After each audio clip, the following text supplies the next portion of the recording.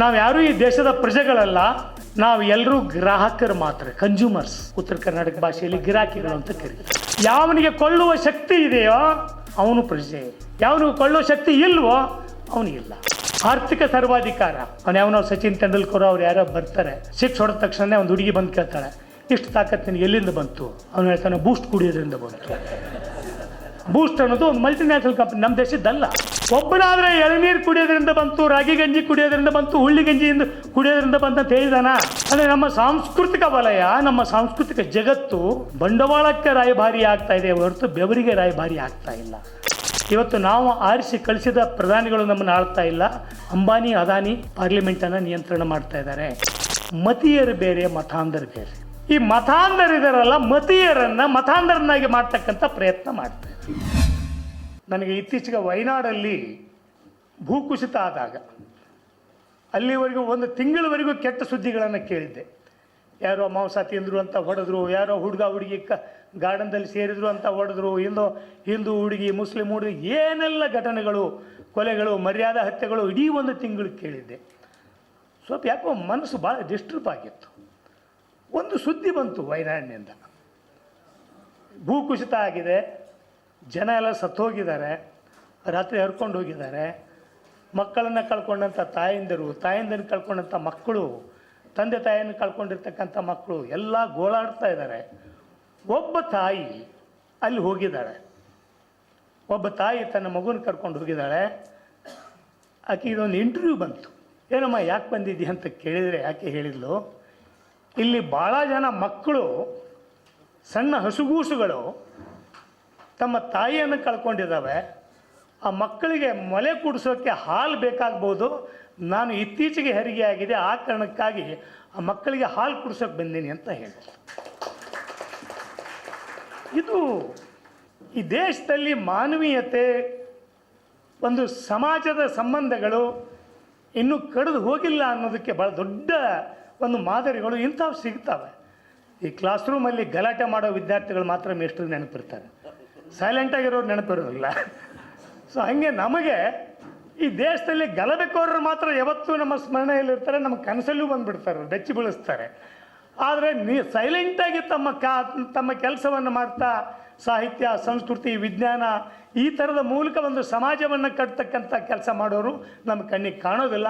ನಾವು ಯಾರೂ ಹೆದರಬೇಕಾಗಿಲ್ಲ. ಅಂಥ ದೊಡ್ಡ ಜನಸಮೂಹ ನಮ್ಮ ಮುಂದೆ ಇದೆ.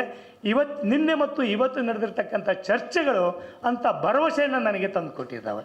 ಅಂಥ ಭರವಸೆಯನ್ನು ಬಂಧುಗಳೇ, ಒಂದು ಕಲಬುರಗಿಯ ಈ ನೆಲದಲ್ಲಿ ಕಲ್ಯಾಣ ಕ್ರಾಂತಿಯ ನೆಲೆ ಮತ್ತು ನಿಲುವಿನ ಬಗ್ಗೆ ಒಂದು ಎರಡು ಮಾತು ಮಾತಾಡೋದು. ಎಷ್ಟು ಟೈಮ್ ಅಂತ ಕೊಟ್ಟಿಲ್ಲ ನನಗೆ,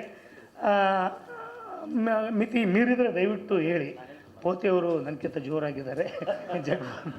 ಕಲ್ಯಾಣ ಕ್ರಾಂತಿ ಅಥವಾ ಕಲ್ಯಾಣದ ಈ ಪ್ರದೇಶ ಇದೆಯಲ್ಲ, ಕಲ್ಯಾಣ ಕರ್ನಾಟಕ ಪ್ರದೇಶ, ಇದು ಇತರ ಪ್ರದೇಶಗಳಿಗಿಂತಲೂ ಹೆಚ್ಚು ದಮನಕ್ಕೆ ಒಳಗಾಗಿರ್ತಕ್ಕಂಥ ಒಂದು ಪ್ರದೇಶ ಮತ್ತು ಹೆಚ್ಚು ಪ್ರತಿರೋಧವನ್ನು ಒಡ್ಡಿರ್ತಕ್ಕಂಥ ಒಂದು ಪ್ರದೇಶ, ಪ್ರತಿರೋಧವನ್ನು ಒಡ್ಡಿರ್ತಕ್ಕಂಥದ್ದು. ನನ್ನ ಕೇಳಿದರೆ ಕಲ್ಯಾಣ ಕ್ರಾಂತಿ ಇದೇ ಪ್ರದೇಶದಲ್ಲಿ ಆಗಿರೋದು, ಕಲ್ಯಾಣ ಕ್ರಾಂತಿ ಇದೇ ಪ್ರದೇಶದಲ್ಲಿ ಆಗಿರೋದು. ಇಡೀ ನಾಡಿಗೆ ಒಂದು ಜೀವಪರವಾಗಿರ್ತಕ್ಕಂಥ ತತ್ವವನ್ನು ಕೊಟ್ಟಿರ್ತಕ್ಕಂಥದ್ದು ಇದೇ ಪ್ರದೇಶದಲ್ಲಿ ಆಗಿರೋದು. ಹಾಗೆಯೇ ಬುದ್ಧನ ಅವಶೇಷಗಳು ಇಲ್ಲೇ ಸಿಗುತ್ತವೆ. ಬುದ್ಧನ ತತ್ವದಿಂದ ಪ್ರಭಾವಿತರಾಗಿರ್ತಕ್ಕಂಥ ಅಂಬೇಡ್ಕರ್ ಅವರ ಪ್ರಭಾವ ಈ ಪ್ರದೇಶದಲ್ಲಿದೆ. ಶ್ಯಾಮ್ ಸುಂದರ್ ಅವರು ಕಟ್ಟಿರ್ತಕ್ಕಂಥ ದಲಿತ ಚಳವಳಿಯ ಪ್ರಭಾವ ಈ ಪ್ರದೇಶದಲ್ಲಿದೆ. ಹಾಗೆಯೇ ಸ್ವಾತಂತ್ರ್ಯ ಹೋರಾಟದಲ್ಲಿ ಇಲ್ಲೇ ಪಕ್ಕದಲ್ಲಿ ಈ ಕಲ್ಯಾಣ ಕರ್ನಾಟಕಕ್ಕೆ ಹತ್ತಿ, ಬಹುಶಃ ಆವಾಗ ಏಕೀಕರಣ ಆಗೋಕ್ಕಿಂತ ಭಾಷಾವಾರು ಪ್ರಾಂತಗಳಾಗೋಕ್ಕಿಂತ ಮುಂಚೆ ಅದರ ಕೆಲವು ಹಳ್ಳಿಗಳಿದ್ದು ಏನೋ 1943ರಿಂದ 46ರವರೆಗೂ ಪತ್ರಿ ಸರ್ಕಾರ ಅಂತ ಒಬ್ಬರು ನಾನಾ ಪಾಟೀಲ್ ಅನ್ನೋರು ಒಂದು ಬ್ರಿಟಿಷರ ವಿರುದ್ಧ ರಿವೋಲ್ಟ್ ಆಗಿ ಒಂದು ಪ್ಯಾರಲ್ ಗೌರ್ಮೆಂಟನ್ನು ಮಾಡ್ತಾರೆ. ಪ್ಯಾರಲ್ ಗೌರ್ಮೆಂಟನ್ನು 1943ರಿಂದ 3 ವರ್ಷಗಳ ಕಾಲ ಪ್ಯಾರಲ್ ಗೌರ್ಮೆಂಟ್ ಮಾಡ್ತಾರೆ. ಬ್ರಿಟಿಷರ ಆರ್ಮಿಯನ್ನು ಎದುರಿಸ್ತಾರೆ. ಅವರು ತೂಫಾನ್ ಸೇನಾ ಅಂತಕ್ಕಂಥ ಒಂದು ಸೈನ್ಯವನ್ನು ಕಟ್ತಾರೆ. ತೂಫಾನ್ ಸೇನಾ ಕಟ್ಟಿ ಬ್ರಿಟಿಷರ ವಿರುದ್ಧ ಆಡಳಿತ ಮಾಡ್ತಾರೆ. ಆ ಆಡಳಿತ ಬೇರೆದ ಥರ ಅವ್ರನ್ನ ಸದಬಡಿಯೋಕ್ಕಾಗೋದಿಲ್ಲ. ಸುಮಾರು ಈ ಪ್ರದೇಶದ ಭಾಗಗಳನ್ನು ಸೇರಿಸ್ಕೊಂಡು ಮಹಾರಾಷ್ಟ್ರದ ಗಡಿ ಭಾಗದಲ್ಲಿ 600 ಹಳ್ಳಿಗಳಲ್ಲಿ ಪ್ಯಾರಲಲ್ ಗೌರ್ಮೆಂಟನ್ನು ನಡೆಸ್ತಾರೆ. 3 ವರ್ಷಗಳ ಕಾಲ ನಾವು ನೋಡಿದ್ದೀವಿ. ದುಡಿಯುವ ವರ್ಗ 1871ರಲ್ಲಿ ಪ್ಯಾರಿಸ್ ಕಮ್ಯೂನಲ್ಲಿ ಮಾರ್ಕ್ಸ್ವಾದದ ಚಿಂತನೆಯ ಪ್ರಭಾವದಿಂದಾಗಿ ಒಂದು ಪ್ಯಾರಿಸ್ ಕಮ್ಯೂನ್ ಅಂತ ಮಾಡಿ 71 ಜನ ದುಡಿಯುವ ಜನ ಅಲ್ಲಿ ಆಡಳಿತವನ್ನು ಮಾಡಿದರು. ಬಟ್ ಇಲ್ಲಿ ಈ ನಾನಾ ಪಾಟೀಲ್ ಅಂತಕ್ಕಂಥವ್ರು ಆ ಕ್ರಾಂತಿಯನ್ನು ಮಾಡಿ ಅವರು ಹೆಣ್ಣು ಮಕ್ಕಳ ಮೇಲೆ ಯಾರು ಶೋಷಣೆ ಮಾಡ್ತಾರೆ ಅವ್ರನ್ನ ದಮನ ಮಾಡ್ತಾರೆ, ಕಠಿಣವಾಗಿ ಶಿಕ್ಷೆ ಕೊಡ್ತಾರೆ. ಭೂಮಾಲೀಕರಿದಾರಲ್ಲ, ಒಂಥರದ ಕಮ್ಯುನಿಸ್ಟ್ ಸರ್ಕಾರ ಅದು. ಭೂಮಾಲೀಕರನ್ನ ಸದೆ ಬಡಿತಾರೆ. ಯಾರು ಮನಿ ಲ್ಯಾಂಡರ್ಸ್ ಇರ್ತಾರಲ್ಲ ಅವ್ರನ್ನ ಸದೆ ಬಡಿತಾರೆ. ಸದೆ ಬಡಿದು ಒಂದು ತಮ್ಮದೇ ಆದಂಥ ಆಡಳಿತ ವ್ಯವಸ್ಥೆಯನ್ನು, ತಮ್ಮದೇ ಆದಂಥ ಆಹಾರ ವಿತರಣಾ ವ್ಯವಸ್ಥೆಯನ್ನು ಇಟ್ಕೊಂಡು ಒಂದು ಪ್ಯಾರಲಲ್ ಗೌರ್ಮೆಂಟನ್ನು ಮಾಡ್ತಾರೆ ಇಲ್ಲಿ 3 ವರ್ಷ ಆ ಬ್ರಿಟಿಷ್ ಸರ್ಕಾರವನ್ನು ಎದುರಿಸಿ ಅಂತ ಅನ್ನೋದು ಅದು ಈ ಪ್ರದೇಶದ ಒಂದು ಪ್ರಭಾವ ಅಂತ ಅನ್ನೋದು ನನ್ನ ಅಭಿಪ್ರಾಯ. ನಿಮ್ಮ ಈ ದಿನ .com ನಮ್ಮ ಕರ್ನಾಟಕ ಎಂಬ ವಿಶೇಷ ಸಂಚಿಕೆಯನ್ನು ನಿಮಗಾಗಿಯೇ ಹೊರತಂದಿದೆ. ಕರ್ನಾಟಕದ 50 ವರ್ಷಗಳ ಎಲ್ಲ ವಿಷಯಗಳನ್ನು ಒಮ್ಮೆಗೆ ಓದಿ ನಿಮ್ಮ ಮಕ್ಕಳಿಗೂ ಓದಿಸಿ. ಇನ್ನೇಕೆ ತಡ, ಕರೆ ಮಾಡಿ ಅತ್ಯುತ್ತಮ ಪುಸ್ತಕವನ್ನು ನಿಮ್ಮದಾಗಿಸಿಕೊಳ್ಳಿ. 3ನೇದಾಗಿ ಬಹಳ ಮುಖ್ಯವಾಗಿ ಅಂಬೇಡ್ಕರ್ ಅವರ ಚಳವಳಿಯ ಪ್ರಭಾವ ಮತ್ತು ಬೌದ್ಧ ಚಿಂತನೆಯ ಪ್ರಭಾವ ಈ ಪ್ರದೇಶದಲ್ಲಿ ದೊಡ್ಡ ಪ್ರಮಾಣದೊಳಗಿರೋಕ್ಕೆ ಇಲ್ಲಿ ನಡೆದಿರ್ತಕ್ಕಂಥ ಅಸ್ಪೃಶ್ಯರ ಚಳವಳಿಗಳು, ದಲಿತರ ಚಳವಳಿಗಳು. ನಾನು ಅಸ್ಪೃಶ್ಯರು ಅನ್ನೋ ಒಂದು ಶಬ್ದವನ್ನು ಕೇವಲ ದಲಿತರಿಗೆ ನಾನು ಹೇಳೋಕ್ಕೆ ಇಷ್ಟಪಡೋದಿಲ್ಲ. ಯಾಕೆಂದರೆ ಈ ದೇಶನೇ ಅಸ್ಪೃಶ್ಯರ ಗೂಡು, ಇಡೀ ದೇಶ. ಅಸ್ಪೃಶ್ಯರು ಅಂದರೆ ಮುಟ್ಟಬಾರದವರು ಅಂತ. ಬ್ರಾಹ್ಮಣರನ್ನು ಲಿಂಗಾಯತರು ಮುಟ್ಟಂಗಿಲ್ಲ, ಲಿಂಗಾಯತರನ್ನ ಕುರುಬರು ಮುಟ್ಟಂಗಿಲ್ಲ, ಕುರುಬರನ್ನ ದಲಿತರು ಮುಟ್ಟಂಗಿಲ್ಲ. ಅಂದರೆ ಈ ದೇಶದಾಗ ಎಲ್ಲ ಜಾತಿಯವರು ಅಸ್ಪೃಶ್ಯರೇ ಅಲ್ಲ, ಎಲ್ಲರೂ ಅಸ್ಪೃಶ್ಯರೇ. ಬ್ರಾಹ್ಮಣರ ಆದಿಯಾಗಿ ಎಲ್ಲರೂ ಅಸ್ಪೃಶ್ಯರು, ಮುಟ್ಟುವಂಗಿಲ್ಲ. ಅವ್ರ ಮನೇಲಿ ಹೆಣ್ಣು ತರಂಗಿಲ್ಲ, ಅವ್ರ ಮನೇಲಿ ಊಟ ಮಾಡುವಂಗಿಲ್ಲ, ಅವ್ರ ಮನೆಗೆ ಹೆಣ್ಣು ಕೊಡುವಂಗಿಲ್ಲ. ಅಂದರೆ ಇಡೀ ದೇಶವನ್ನೇ ಅಸ್ಪೃಶ್ಯರ ಗೂಡನ್ನು ಮಾಡಿರ್ತಕ್ಕಂಥ ಈ ವೈದಿಕ ಸಂಸ್ಕೃತಿಯ ವಿರುದ್ಧ ದೊಡ್ಡ ಚಳವಳಿಗಳು ಈ ಭಾಗದಲ್ಲಿ ನಡೆದಿದ್ದಾವೆ. ಬಾಬಾ ಸಾಹೇಬರ ಚಳವಳಿಯ ಪ್ರಭಾವ ಇಲ್ಲಿ ಆಗಿದೆ. ಬಾಬಾ ಸಾಹೇಬರ ಚಳವಳಿಯನ್ನು ನಾನು 2 ಹಂತದಲ್ಲಿ ನೋಡ್ತೇನೆ. ಒಂದು ಸ್ವಾಭಿಮಾನಿ ಚಳವಳಿ ಮತ್ತು ಸ್ವಾವಲಂಬನೆ ಚಳವಳಿ. ಅದು ಕಾಳಾರಾಮ್ ಮಂದಿರ ಆಗಲಿ ಅಥವಾ ಚೌಡಾರ್ ಪ್ರದೇಶ ಆಗಲಿ, ಇದು ಸ್ವಾಭಿಮಾನಿ ಚಳವಳಿ. ಅವ್ರದ್ದು ಇನ್ನೊಂದು ಭಾಗ ಇದೆ. ನಾವು ಬಹುತೇಕವಾಗಿ ಏನು ಮಾಡಿದ್ದೀವಿ, ಸ್ವಾಭಿಮಾನಿ ಚಳವಳಿಯನ್ನು ಪ್ರಧಾನವಾಗಿ ಇಟ್ಕೊಂಡಿವಿ. ಸಹಜ, ಭಾವನಾತ್ಮಕವಾಗಿ ಇಮಿಡಿಯೇಟ್ಲಿ ಯಾವನೋ ಒಬ್ಬ ಮನುಷ್ಯ ನನ್ನ ಮುಟ್ಟಿಸ್ಕೊಳ್ಳದೆ ಇದ್ದರೆ ಸಿಟ್ಟು ಬರ್ತದೆ, ನಾನು ಮನುಷ್ಯನಾಗಿ, ಅದಕ್ಕೆ ನಾವು ರಿಯಾಕ್ಟ್ ಮಾಡ್ತೀವಿ. ಆದರೆ ಸ್ವಾವಲಂಬಿ ಚಳವಳಿ ಇದೆಯಲ್ಲ, ಭಾಳ ಅದ್ಭುತವಾಗಿರ್ತಕ್ಕಂಥ ಆರ್ಥಿಕ ವ್ಯವಸ್ಥೆಯನ್ನು ರೂಪಿಸ್ತಕ್ಕಂಥ ಒಂದು ಸ್ವಾವಲಂಬನೆ ಚಳವಳಿ. ಇದೇ ಪ್ರದೇಶದಲ್ಲಿ ಭಾಗದಲ್ಲಿ ಕೋತಿ ಚಳವಳಿ ಅಂತ ಮಾಡಿದ್ರು ಅಂಬೇಡ್ಕರ್ ಅವರು. ಕೋತಿ ಚಳವಳಿ ಕೋತ್ ಅಂದರೆ ಜಮೀನ್ದಾರಿ. ಕೊಂಕಣ ಪ್ರದೇಶದಲ್ಲಿ ಅದೊಂದು ಜಮೀನ್ದಾರಿ ಮಾಡ್ತಾರೆ. ಈಗ ನಮ್ಮ ಕಡೆ ದೇಸಾಯಿ, ದೇಶಮುಖರು ಅಂತಾರಲ್ಲ, ಆ ಥರದ ಕೋತ್ರು. ಇಲ್ಲೇ ನಿಮ್ಮ ಅಫ್ಜಲ್ಪುರದಿಂದ ಆ ಕಡೆ ಹೋದರೆ ಇಂಡಿ ಹತ್ರ ಕೋತ್ ಅಂತ ಮನೆಗಳಿದ್ದಾವೆ. ಕೋತ್ ಅಂತ ಒಬ್ಬರು MLA ಅವರು ಇದ್ದರು. ಕೋತ್ ಅಂದರೆ ನಮ್ಮ ಗೌಡರು, ದೇಸಾಯರಿದ್ದಂಗೆ. ಅಲ್ಲಿ ಎಲ್ಲ ಸಾಮಾನ್ಯ ಹಿಂದುಳಿದ ವರ್ಗದ ಹರಿಜನ ಮತ್ತು ಎಲ್ಲ ದಲಿತರು, ಅಸ್ಪೃಶ್ಯರು ಸೇರಿ ಅವ್ರ ಜಮೀನಲ್ಲಿ ಬಿಟ್ಟಿಯಾಗಿ ದುಡಿಬೇಕು. ಆ ಬಿಟ್ಟಿ ದುಡಿತದ ವಿರುದ್ಧ ಹೋರಾಟ ಮಾಡ್ತಾರೆ ಅಂಬೇಡ್ಕರ್ ಅವರು. ದೊಡ್ಡ ಚಳವಳಿ ಮಾಡ್ತಾರೆ. ಮುಂದೆ ಅದು 1935ರಲ್ಲಿ ಏನು ಗೌರ್ಮೆಂಟ್ ಬಂತು, ಬಾಂಬೆ ಪ್ರಾಂತೀಯ ಗೌರ್ಮೆಂಟು, ಆವಾಗ ಈ ಕೋತಿ ಪದ್ಧತಿ ವಿರುದ್ಧ ಒಂದು ಕಾನೂನು ತೊಗೊಂಡ್ಬರ್ತಾರೆ. 1938ರಲ್ಲಿ ಅದು ಕಾನೂನು ಆಗ್ತದೆ, ಕೋತಿ ಪದ್ಧತಿ ನಿಷೇಧ. ಈ ಥರದ ಹಲವಾರು ಭೂ ಚಳವಳಿಗಳು ಈ ಪ್ರದೇಶದಲ್ಲಿ ನಡೆದವೆ. ಇತ್ತೀಚೆಗೆ ನಡೆದಿರ್ತಕ್ಕಂಥ, ಅಂದರೆ ಇವೆಲ್ಲದರ ನಂತರ ನಡೆದಿರ್ತಕ್ಕಂಥ ಭಾಳ ದೊಡ್ಡ ಚಳವಳಿ. ಇದನ್ನು ಗುಲ್ಬರ್ಗಾದ ಜನರಿಗೆ ನಾನು ನೆನಪಿಸ್ಕೊಡೋಕ್ಕೆ ಇಷ್ಟಪಡ್ತೇನೆ. ಏನು ಅಂತಂದರೆ 1944-45ರಿಂದ ತೆಲಂಗಾಣ ಪ್ರದೇಶದಲ್ಲಿ ಸಶಸ್ತ್ರ ಹೋರಾಟ, ಮಾರ್ಕ್ಸ್ವಾದಿ ಚಿಂತನೆಯ ಕಮ್ಯುನಿಸ್ಟರ ಸಶಸ್ತ್ರ ಹೋರಾಟ ನಡೀತು. ಇದು ಆವಾಗ ಹೈದರಾಬಾದಿನ ನಿಜಾಮರ ಆಡಳಿತದ ಭಾಗವಾಗಿತ್ತು. ಗುಲ್ಬರ್ಗಾ, ಬೀದರ್, ರಾಯಚೂರು ಇವೆಲ್ಲವೂ ಆಗಿದ್ದು. ಸೊ ಅಲ್ಲಿ ನಿಜಾಮನ ಸೇನೆಯ ವಿರುದ್ಧ ಹೋರಾಟ ಮಾಡ್ತಾ ಆ ಹೋರಾಟದ ತರಬೇತಿ ಕೇಂದ್ರಗಳನ್ನು ಗುಲ್ಬರ್ಗಾದಲ್ಲಿ ಮತ್ತು ಬೀದರ್ದಲ್ಲಿ, ರಾಯಚೂರಿನಲ್ಲಿ ಕಮ್ಯುನಿಸ್ಟರು ಸಂಘಟಿಸಿ ಅವರು ಹೋರಾಟ ಮಾಡಿದರು. ಮತ್ತು ಭೂ ಸುಧಾರಣೆ ಹೋರಾಟ, ವಿನೋಬಾ ಭಾವೆಯವರು ಮಾಡಿರ್ತಕ್ಕಂಥ ಭೂದಾನ ಚಳವಳಿ ಬಂದಿದ್ದು ಈ ಹಿನ್ನೆಲೆಯಲ್ಲಿ. ಏನು, ರೈತರು, ಕೂಲಿಕಾರರು, ಬಡವರು ಹಿಂಸೆಗಿಳಿಬಾರ್ದು, ಆಮೇಲೆ ಈ ಭೂಮಾಲೀಕರ ಸ್ವತ್ತನ್ನು ಕಸಿಬಾರ್ದು ಅನ್ನೋ ಕಾರಣಕ್ಕಾಗಿ ಭೂದಾನ ಇಲ್ಲಪ್ಪ, ದಾನ ಮಾಡಿರಿ ಅಂತ. ಅವಾಗ ಯಾರ್ಯಾರೋ ದೊಡ್ಡ ಗೌಡ್ರೆ ಆ ಒಂದು ಚರ್ಚೆಯಲ್ಲಿ ನಡೀತು. ಚರ್ಚೆ ಈ ಭಾಗದಲ್ಲಿ 1975ರಲ್ಲಿ ದೇವರಾಜ ಅರಸರು ತಂದಿರತಕ್ಕಂಥ ಭೂ ಸುಧಾರಣಾ ಚಳವಳಿ ಯಾಕೆ ಇಲ್ಲಿ ಯಶಸ್ವಿ ಆಗಲಿಲ್ಲ? ಮೈಸೂರು ಪ್ರಾಂತದಲ್ಲಿ ಆಯಿತು, ಮಂಗಳೂರು ಪ್ರಾಂತದಲ್ಲಿ ಆಯಿತು. ಮೈಸೂರು ಪ್ರಾಂತದಲ್ಲಿ ಅಲ್ಲಿ ಆಗಲೇ ಒಂದು ದೊಡ್ಡ ಶಿಕ್ಷಣದ ಪ್ರಭಾವದಿಂದಾಗಿ ಒಂದು ಚಳವಳಿಯ ಮನೋಭಾವ ಅಲ್ಲಿ ಬಂದಿತ್ತು, ಅಲ್ಲಿ ಅದು ಸಕ್ಸಸ್ ಆಯಿತು. ದಕ್ಷಿಣ ಕನ್ನಡದಲ್ಲಿ ಅಲ್ಲಿ ದೊಡ್ಡ ಕಮ್ಯುನಿಸ್ಟ್ ಚಳವಳಿ ಇತ್ತು, ಆ ಕಾರಣಕ್ಕಾಗಿ ಭೂ ಸುಧಾರಣಾ ಕಾನೂನು ಜಾರಿಗೆ ಬಂತು. 1962ರಲ್ಲಿ ಅಲ್ಲಿ ಅವತ್ತು ಒಬ್ಬ ಮಂತ್ರಿಯನ್ನು, ಕಂದಾಯ ಮಂತ್ರಿಯನ್ನು ಬಂಡವಾಳದಲ್ಲಿ ಘೇರಾವ್ ಹಾಕಿ ಆರ್ಡರ್ ತೊಗೊತಾರೆ. ಘೇರಾವ್ ಹಾಕಿ ಅಲ್ಲಿಂದನೇ ಆರ್ಡರ್ ಮಾಡ್ತಾನೆ, ಭೂ ಸುಧಾರಣಾ ಪದ್ಧತಿ ಜಾರಿಗೆ ಬಂತು ಅಂತ. ಮುಂದೆ ಅದಕ್ಕೆ ತಿದ್ದುಪಡಿಗಳನ್ನು ತಂದು ದೇವರಾಜ ಅರಸರು ಪರಿಣಾಮಕಾರಿಯಾಗಿ ಜಾರಿ ಮಾಡ್ತಾರೆ. ಕರ್ನಾಟಕದಲ್ಲಿ ಸುಮಾರು 28 ಲಕ್ಷ ಕುಟುಂಬಗಳು ಒಂದು ಮನೆ ಆಗಿರ್ಬೋದು, ಜಮೀನಾಗಿರ್ಬೋದು, ಅದರ ಲಾಭವನ್ನು ಪಡಿತವೆ. ಬಟ್ ಈ ಭಾಗದಲ್ಲಿ ಆಗಲಿಲ್ಲ. ಯಾಕೆ ಅಂತಂದರೆ ಇದು ನಮ್ಮ ಹುಡುಗಿಯವರು ಅವಾಗ ಹೇಳ್ತಾರೆ, ಜಮೀನ್ದಾರರು ಇರ್ತಕ್ಕಂಥ ಜಮೀನ್ದಾರಿಕೆಯ ಒಂದು ಫ್ಯೂಡಲ್ ಸಿಸ್ಟಮ್ ಇರ್ತಕ್ಕಂಥದ್ದು ಇದು, ಮತ್ತು ಪಕ್ಕದ ಬಿಜಾಪುರ ಏನಿದಾವಲ್ಲ ಇವು ಫ್ಯೂಡಲ್ ಸಿಸ್ಟಮ್. ಆ ಕಾರಣಕ್ಕಾಗಿ ಇಲ್ಲಿ ಭೂ ಸುಧಾರಣೆ ಜಾರಿಗೆ ಪರಿಣಾಮಕಾರಿಯಾಗಿ ಜಾರಿಗೆ ಬರಲಿಲ್ಲ. ಸೊ ಈ ಒಂದು ಹೋರಾಟದ ಹಿನ್ನೆಲೆಯಲ್ಲಿ ನಮ್ಮ ತೆಲಂಗಾಣದ ಹೋರಾಟ ಇದೆಯಲ್ಲ, ಇಲ್ಲಿ ಒಂದು ಪ್ರಸ್ತಾಪ ಮಾಡ್ತೇನೆ, ಮಾಧ್ಯಮದ ಗೆಳೆಯರು ಇದನ್ನು ಗಮನಿಸಬೇಕು.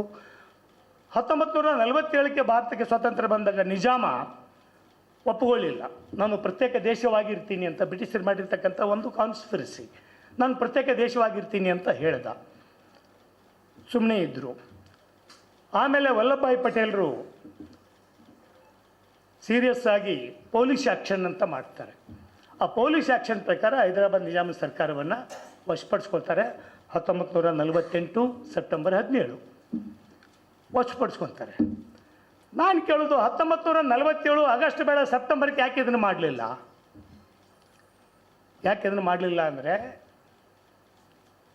ಅದು ಜಾರಿಗೆ ಬರಬೇಕಾದ್ರೆ ಅಲ್ಲಿ ಕಮ್ಯುನಿಸ್ಟರು, ಇಲ್ಲಿ ಕೂಲಿಕಾರರು ಒಂದು ಕೈಯಲ್ಲಿ ಕೆಂಬಾವುಟ, ಇನ್ನೊಂದು ಕೈಯಲ್ಲಿ ಗನ್ ಹಿಡ್ಕೊಂಡು ಅಲ್ಲಿ ಜಮೀನು ಸಶಸ್ತ್ರ ಹೋರಾಟವನ್ನು ಮಾಡಿದರು. ತೆಲಂಗಾಣ ಸಶಸ್ತ್ರ ಹೋರಾಟ ನೀವು ಈಗಲೂ ನೆಟ್ಟಲ್ಲಿ ನೋಡ್ಬೋದು, ತೆಲಂಗಾಣ ಆರ್ಮ್ ಸ್ಟ್ರಗಲ್ ಅಂತ ಹೊಡೆದ್ರೆ ಬರ್ತದೆ. ಅವ್ರು ಹೋರಾಟ ಮಾಡಿದರು. ಅವಾಗ ಅವ್ರಿಗೊಂದು ಭಯ ಬಂತು, ಎಲ್ಲಿ ಈ ಪ್ರದೇಶ ಎಲ್ಲ ಕೆಂಪಾಗಿಬಿಡ್ತದೋ, ಕಮ್ಯುನಿಸ್ಟ್ ಕವಿಗೆ ಹೋಗಿಬಿಡ್ತದೋ ಅಂತ ಭಯ ಬಂದು ರಾತ್ರೋರಾತ್ರಿ ನಮ್ಮ ಆವಾಗಿನ ಗೃಹ ಮಂತ್ರಿ ವಲ್ಲಭಭಾಯಿ ಪಟೇಲ್ ಅವರು, ನೆಹರು ಅವರು ತೀರ್ಮಾನ ಮಾಡಿ ಅವತ್ತು ಆ ಪೊಲೀಸ್ ಆ್ಯಕ್ಷನನ್ನು ಮಾಡ್ತಾರೆ. ಸೊ ಇಲ್ಲಿ ಪೊಲೀಸ್ ಆ್ಯಕ್ಷನ್ ಮಾಡಿದ್ದಕ್ಕೆ ಅಲ್ಲಿ ರೈತರ, ತೆಲಂಗಾಣ ಆರ್ಮ್ ಸ್ಟ್ರಗಲ್ ಮಾಡಿರ್ತಕ್ಕಂಥ ರೈತರ ಹೋರಾಟ ಅಷ್ಟು ತಕ್ಷಣ ಮಾಡೋಕ್ಕೆ ಕಾರಣ ಆಯಿತು. ಇಲ್ಲಾಂದರೆ ಇನ್ನೂ ನಿಧಾನ ಆಗ್ತಿತ್ತು ಅನ್ನೋದನ್ನು ಈ ಸಂದರ್ಭದಲ್ಲಿ ಗಮನಿಸ್ತೇನೆ. ಇಷ್ಟು ಒಂದು ನೆಲೆ ಇರ್ತಕ್ಕಂಥ, ಅಂದರೆ ಬುದ್ಧ ಇದ್ದಾನೆ, ಬಸವ ಇದ್ದಾನೆ, ಮಾರ್ಕ್ಸ್ ಇದ್ದಾನೆ, ಅಂಬೇಡ್ಕರ್ ಇದ್ದಾರೆ. ಈ ಎಲ್ಲ ಚಿಂತನೆಗಳ ಪ್ರಭಾವದಲ್ಲಿರ್ತಕ್ಕಂಥ ಈ ಪ್ರದೇಶ. ಸೊ ಇವತ್ತು ನಾವು ಇದನ್ನೊಂದು ರಾಷ್ಟ್ರೀಯ ಸಮಾವೇಶದಲ್ಲಿ, ರಾಷ್ಟ್ರೀಯ ಸಮ್ಮೇಳನದಲ್ಲಿ ಮಾತನಾಡೋ ಸಂದರ್ಭದಲ್ಲಿ ಸೊ ರಾಷ್ಟ್ರದ ಮಟ್ಟದ ಪ್ರಭಾವಗಳು ಇಲ್ಲಿ ಆಗ್ತಾ ಇದ್ದಾವೆ. ನೋಡಿ, ಕಲ್ಯಾಣ ಕರ್ನಾಟಕದ ಕ್ರಾಂತಿ ನಡೆದೇ ಇಲ್ಲ ಅಂತಕ್ಕಂಥ ಒಂದು ಪೋಸ್ಟ್ ಮಾಡರ್ನಿಸ್ಟ್ ಥಿಯರಾಟಿಷಿಯನ್ಸ್ ಒಂದು ಥೀಸಿಸ್ ಮಾಡಿದ್ದಾರೆ. ಪೋಸ್ಟ್ ಮಾಡರ್ನಿಸ್ಟ್ ಥಿಯರಾಟಿಷಿಯನ್ಸ್ ನಮ್ಮ ಶಿವಮೊಗ್ಗ ವಿಶ್ವವಿದ್ಯಾಲಯದ ಒಂದು ಸಣ್ಣ ಗುಂಪದು ಮಾಡ್ತು, ಎಲ್ಲರಿಗೂ ಗೊತ್ತು ಇಲ್ಲಿ ಚಿಂತಕರಿಗೆ.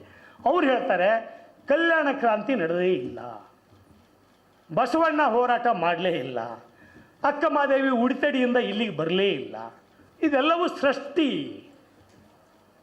ಅಂತ ಹೇಳ್ತಾರೆ.